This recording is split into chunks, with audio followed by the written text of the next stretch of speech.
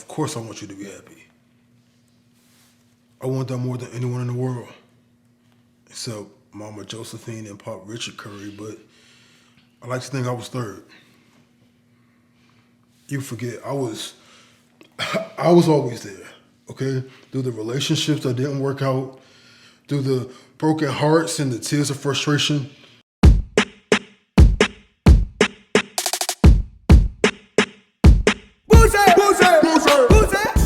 What is going on, beautiful people? It's your boy here, Wesley from A Connection TV here on YouTube, the one place on the World Wide Web where we actually adopt similar connections despite our differences, and welcome to my channel. If this is your first time seeing me, definitely follow me on all social medias, Twitter and Instagram at A Connection TV and WESTHECRITIC, and watch ACTV. I run my own online streaming platform called WatchACTV.com. Go check that out. Download the apps, iPhone, Android, Roku TV, and FireStick. Anyways, I want to talk about RuPaul's Drag Race. Yeah, I like RuPaul's Drag Race. Actually, I love it. I've been watching every season since Nicki Minaj has been on that particular season, and yeah, because of her, I decided to tune in to RuPaul's Drag Race. I was like, what is this? Why is this phenomenon that it is? And let me get into it. And you know, I have a drag character called Mona Simone, and the character is actually like a real woman in her life, you know, in her world, in that fantasy world. So it's not like a man dressed up in drag, it's like a shenane, so like a real woman. So, you know, I could appreciate the art of drag, and I could just appreciate creativity. And a lot of these individuals are fantastic entertainers and just hugely creative. And so, you know, from an artistic standpoint and an entertainer's standpoint, I can vibe with these drag queens. I can adopt similar connections despite our differences. So I'm into it. All right, All Stars 8 hasn't really been much of a lot going on. You know, my favorites right out the gate are Jessica Wilde and Jimbo. But even still, that's not really saying a lot because Jimbo can't do a lip sync to save his life.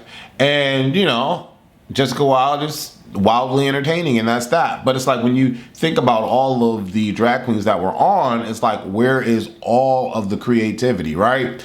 But it's starting to show up now. And I feel like, you know, some of these individuals can't be like a big fish in a big pond, but they could be a big fish in a little pond. And now that there's only like 6 of them left, we get to see these big fishes out in their own right flex their muscle in this little pond. So the Candies, the Lalas, you know, we get to see them shine because, you know, I feel like Candy is like an overbearing personality. Comes across, let me say this. Candy comes across like an overbearing personality, and it's like, is that all that he has? And it's not, because Candy is talented, you know? Candy can do some things, which is what we saw in the last episode. No more wire hangers. You know, that was great. And the choreography in that session was great, right?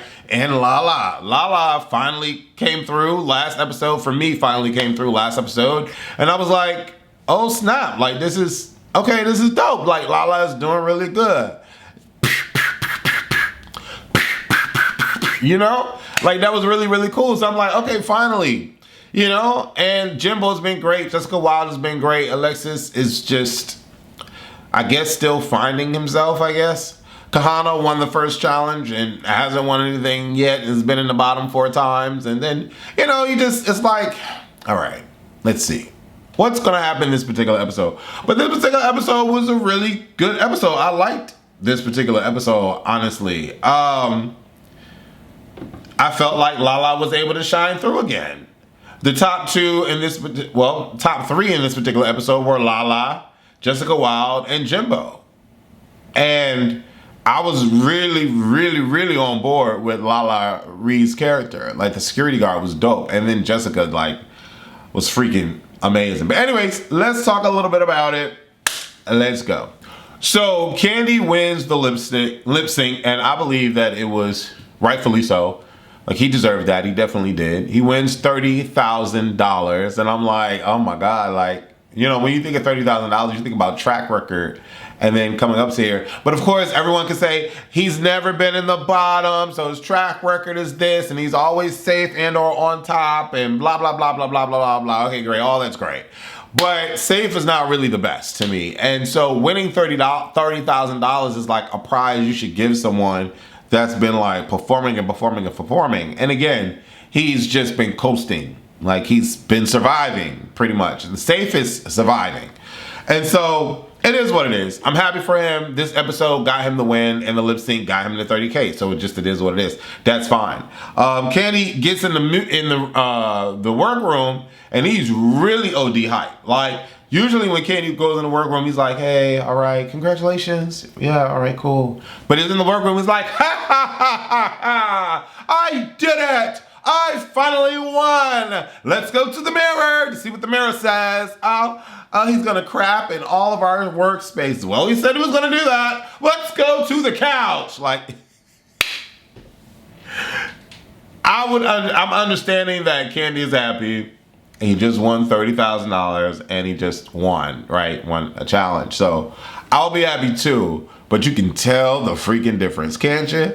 We find out that all of the drag queens voted out James because Kahana has a win under her belt. And so technically, according to track record, she deserves to be here more than James. I don't vibe with that at all.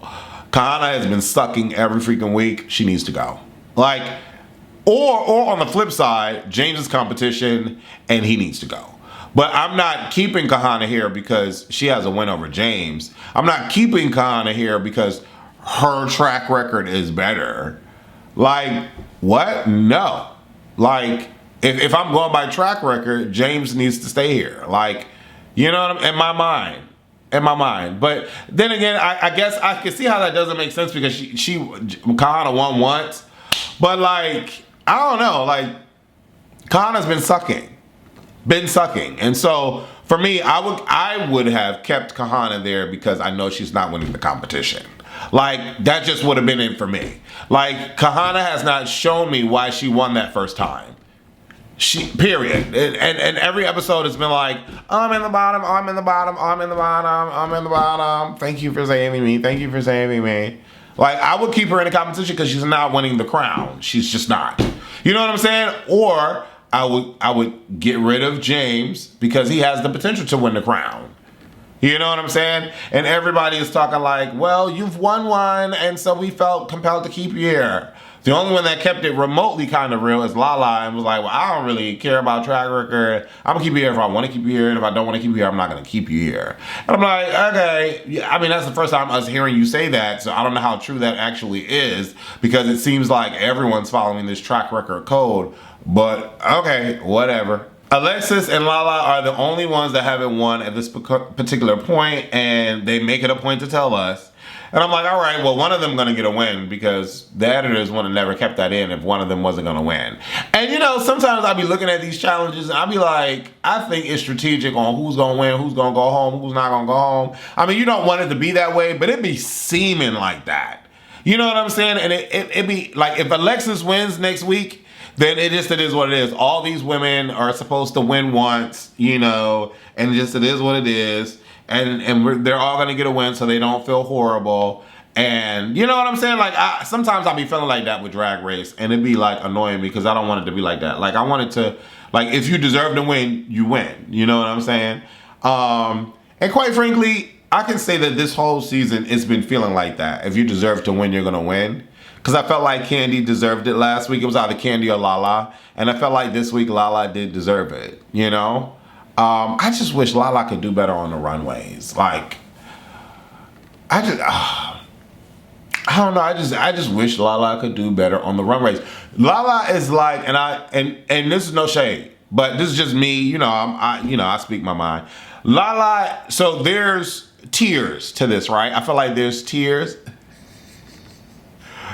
When I think of all of like the dark-skinned brown sisters that have been on Drag Race, right? I put them in tiers, right? I put them in tiers. And the way that my tier system is, and y'all may not vibe with this, y'all may not like it, y'all may not rock with it, okay, boom, fine. And it is no shade, but it's just like in terms of runway, that's all I'm talking about. In terms of runway, that is all that I'm talking about. You have Shea Coulee first, then you have Simone second, Then you have Monet Exchange third, and then you have Lala Reed fourth. You know, and I could basically I could just say Monet Exchange and Lala Reed because their aesthetic is similar, right? They're bougie chic, ghetto fabulous, not with the gowns, not avant-garde in their runway, very, very track star, very, Nike store run. You know what I'm saying? Very that all the time in their runway, for the most part. But Monet Exchange seems to give you an elevated version of what Lala Reed be trying to give you. You know what I'm saying? And I just be wanting her to be, I feel like if they're so comparative in my mind, if they're so comparative, I be wanting her to be on the level of Monet Exchange or higher. Why? Because I know she could give that. You know what I'm saying? I know she can give that all day long. And the thing is, I love Lala Reed, but it's like you can tell, like you can tell the difference. No shade. Same thing with Candy. Candy is not going to give you gowns and again avant-garde and opulence in the regal sense. She's going to give you, she's about to go to the mall, and she got a slick wig on with some bamboo earrings, at least 2 pair. Always bodysuit, always attached to bodysuit kind of runway. And that's annoying. Because I'm from, like, old school drag. When I see drag, it's over the top. Over the top, luxurious, regal, crown. You know what I'm saying? But a lot of these new age, like even George's, that just came on the goddamn lipstick assassination, wearing the same crap that he was wearing in his season. Very, very, very showgirl, Vegas showgirl, tight little skimpy skirt. You know what I'm saying? You ain't never seen George's in something that wasn't a bodysuit. Nothing has changed. And so for me, it's like, I just be wanting more from Lala, because I know like if he came down and regal, if he came down giving Shea Coulee, it'll be over. It would be over. You know what I'm saying? With the ghetto personality and all that, it would be over. And I just be wanting Lala to get rid of that brown stain on his nose. Like, just blend that in. Why it got to be the black line and the brown? Anyways, this is me nitpicking. And I know y'all may not like me when I nitpick, whatever. But I love Lala, and so I can nitpick, goddammit. It's my opinion. You know what I'm saying? Anyways, Alexis and freaking Candy in this vying for, the detective or the DA. Because this whole idea, first of all, them doing an improv thing with this whole idea, it's really genius. I don't know who be coming up with the ideas for, RuPaul's Drag Race, but I'm appreciative of this particular thing. And I'm like, okay, it's about to be improv. Let's see how talented these people really are. Because if you're doing improv, you're talented. And if it's done right, you're talented, okay? And so where Alexis screwed up was telling Candy that the detective and the DA are similar, so it doesn't really matter which one he picks. If that's the case, mama, why are you having a disparaging problem? Why are you having a problem with picking either or if they're not that different? Why do you want this one instead of that one? Because they are different. They are. You know what I'm saying? And so for me, just all light, no shade, all light for real, Candy should have took the DA because I think it would have pushed her into a different personality.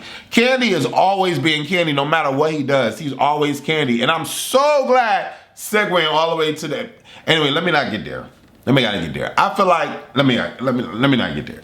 So Alexis started crying and shit because he don't want to go toe-to-toe to Candy. Ain't nobody scared of Candy. I don't know why these bras are scared of Candy. Ain't nobody scared of Candy. Like, okay, he loud and obnoxious and whatever. Ain't nobody scared of her. So if you wanted to roll Alexis, you should have auditioned for the role like they did, like Candy did the last time. And no more wire hangers. You should have did that. You know what I'm saying? But you didn't do that. You wanted to give it up. And you were like, all right, well, no, you can just have it. Because Candy was like, okay, well, what are we going to do about it? You can just have it. I'm just not going to fight with you. Bye. It's $200,000 on the line. You better fight for these roles. You know what I'm saying? And then for Alexis to be like, well, how come you get to get your first pick? Because y'all let him get the first pick all the time and ain't none of y'all challenging him. So he gonna run on y'all like he gonna run on y'all. It wouldn't have been me. You know what I'm saying? And then he start crying and shit. I'm like, child. And then And then Candy like, oh my God, the emotional blackmail of it all. Give me a break and all of this. He goes storming off. And it has me thinking. This is the most that I recall. Y'all may correct me if I'm wrong. This is one of the most emotional freaking casts I've seen in a long time. Because they're always freaking crying. And they're crying like they're depressed or stressed. Like this particular show makes it seem like the producers are starving them. They don't get to eat. You know what I'm saying? They can't, they could only use the bathroom at 3 o'clock during the day. Like I feel like, first of all, the way that these queens make all this money, all this success, and all this notoriety from the show, and then they leave, I'm sorry, I'm going on a tangent. Then they leave the show and they bash the show and they talk about the show and how the producers do this and how it's rigged and blah, blah, blah, blah. Bitch, we wouldn't know nothing about you if it wasn't for this show. And I'm aggravated because you got these new bunch of all-stars that ain't giving us nothing worth of all-star damn. Okay? And they're on this show crying and boo-hoo-hooing and stressed and depressed and bitches want to leave the goddamn show. A waste of time. A waste of time. You know what I'm saying? If the show was this horrible and this bad, why'd you bring your ass back here on All Stars 8? If the show is that tragic, you know how many people have utilized the RuPaul's Drag Race to be so super successful, and that would have never had the opportunity had they not been on RuPaul's Drag Race. And you got these people that have done Las Vegas shows. I'm sure these people are not doing it for free. Like I hope that's not the case. Y'all telling me y'all doing all these shows and these bookings and appearances for free? Y'all ain't getting paid? RuPaul's Drag Race is that horrible? Really? Like I know there might be some shady dealings on the set. I know, you know that, but that's on every set. That's on every cast. You get a little bit of this, a little bit of that. You know what I'm saying? But the way these queens talk about RuPaul's Drag Race, it's like, bitch, why y'all going back on the show then? If it's that horrible. Oh, because we forgot about you. We don't know anything about you. And you're trying to keep your persona in the limelight. Segueing into damn Kahana talking about, oh, well, this is another acting challenge. I don't think I can be able to do this, so I'm leaving. Bitch, go. Go. Get off the show. Why are you wasting subscribers' time and effort and payments and monies and fans subscribing, all of that? Why are you wasting all of that time? Another broad could have been in this show. I'm sure there are other broads that want to be on the show. You mean to tell me RuPaul's Drag Race is this horrible and they got a RuPaul's Drag Race in every freaking country and it's so horrible? I didn't know nothing about a Kahana until she came on All Stars 8. I just think this is, I just can't, I don't know what's happening in this room. What's happening in the room that we're not seeing? That's what I'm frustrated with.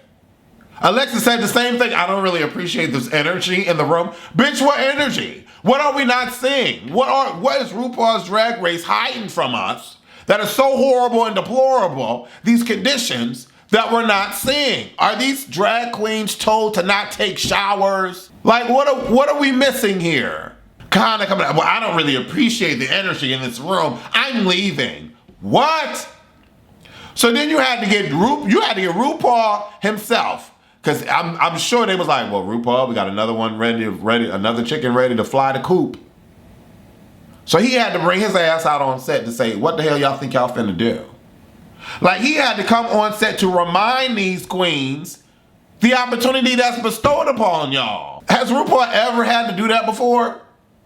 Because in my mind, I'm like, if they let this broad just walk up and leave off the show, that is just so disrespectful. That is so disrespectful. Like when you talk about the legacy of RuPaul, the legacy, the iconic RuPaul, and you're on his show, the main stage. You said you were coming back on the show just to leave.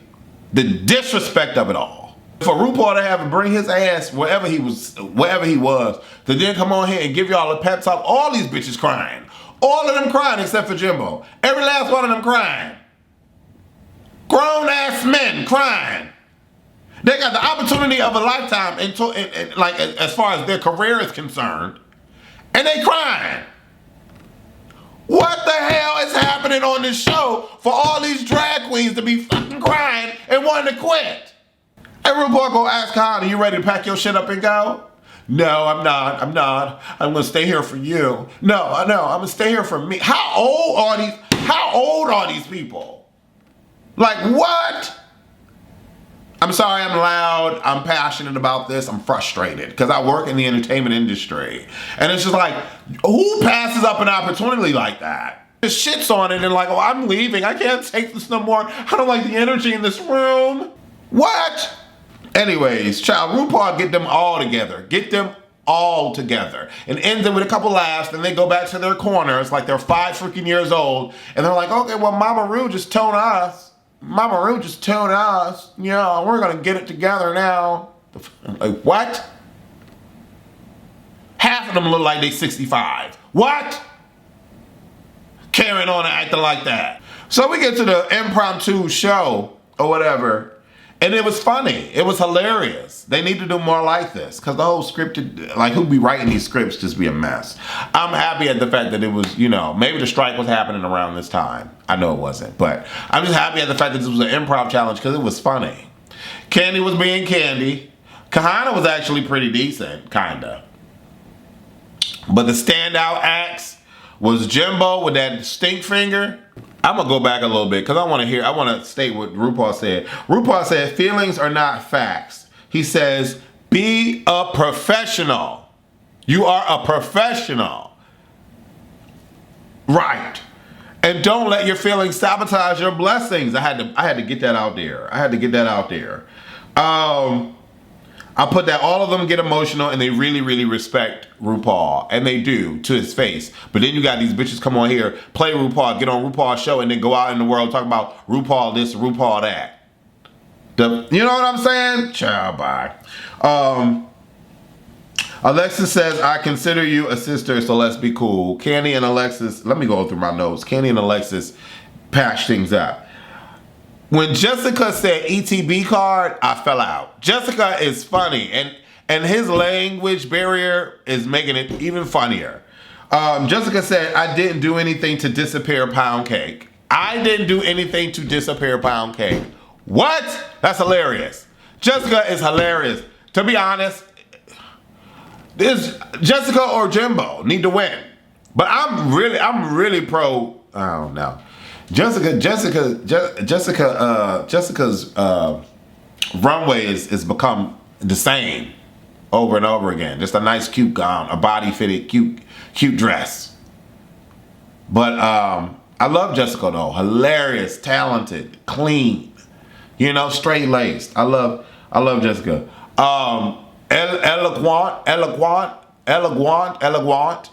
Eloquent. Whatever he said, brilliant. LaLa brilliant. Brilliant. I loved it. Everything about it. When he confessed and fell out and he was falling all out, like LaLa is a star. He just need a budget. That's it. Get LaLa a budget and it's over for these hoes. It's over for these hoes. Get LaLa Shea Coulee's budget. It's over for these hoes. It's over. LaLa is fantabulous. Fantabulous. Period. I love the part where RuPaul was acting like LaLa in the improv thing. Because at first I thought that was LaLa, but that was RuPaul. Because you know how in these crime shows they have the like person play the person who's playing the person. Like RuPaul is funny, so I liked how he came out and did that. And then when Jessica said, "Do you want guacamole?" It's extra. Jessica said, I want guacamole. I could afford guacamole. I love Jessica. Jessica's stupid. Miss Full in the Blank was the runway. Jessica was okay. I mean, it was just hot dogs put on a dress. It was all right. Kihana, same old. Show Vegas, Las Vegas showgirl. LaLa is Miss Bootlegger. I thought it was cute, but again, y'all see the similarity. Monet Exchange would have did something like that. She would have did something like that, but it would have looked a little bit more premium than what LaLa put out. But I like what LaLa had. I know y'all see what I'm talking about. Right. Miss Arrogant, I was like, I didn't get it. Maybe I got it. I felt like if it was Miss Harrigan, air play on air and hair, but I didn't see the H, so I don't know if that's what he was going for. But it missed me. I'm slow. I don't know what that meant. It was all right though. It was all right. It was okay. Alexis and Miss Man Pig, I didn't get it. I didn't see not one pig on her, so I didn't get it. Maybe I'm lost in translation, but I mean she looked pretty. And then Jimbo, Miss Tits McGee, okay, it was all right. Like this no shade. Out of everybody lined up, Monet Exchange sister gave me the best runway. She did. And so Lala Ree wins, and it was what it was. She deserved to win this particular challenge. What I did appreciate was how they finally told Candy that he's Candy in everything he does. In everything he does, he's Candy. I like that they finally said that. The bottom two are Kahana and Alexis. Understandably so. Georges comes out and he's the assassin. Lala beats him, and it was fine for me, understandably so. Lala did a great job, and I wish Lala could have won the 30,000. No shade against Candy. Candy cool, but I wish Lala could have won the 30,000. Cause Lala need them coins. Lala need that upgrade, baby. But and I'm saying it all in love because I love Lala. Like I love Lala. The energy, his music videos, all that. Lala is dope. Anyway, leave your comments below. Let me know how y'all feel about this last episode. Look at Bianca Del Rio. Bianca Del Rio looks freaking expensive. Every freaking pit stop she does. And then everybody that goes on the pit stop looks expensive. You know what I'm saying? Like that's drag to me. What? Even Bob the Builder. That's not his name. What is his name? Bob, y'all know who Bob the Drag Queen. That's what it is, Child West. They be looking expensive. You know what I'm saying? I'll be wanting the drag queens need to look expensive. Like Kahana is the most expensive looking drag queen on All Stars 8. The most expensive one. Period. Anyways, leave your comments below. I'm curious to hear what y'all thought. Deuces.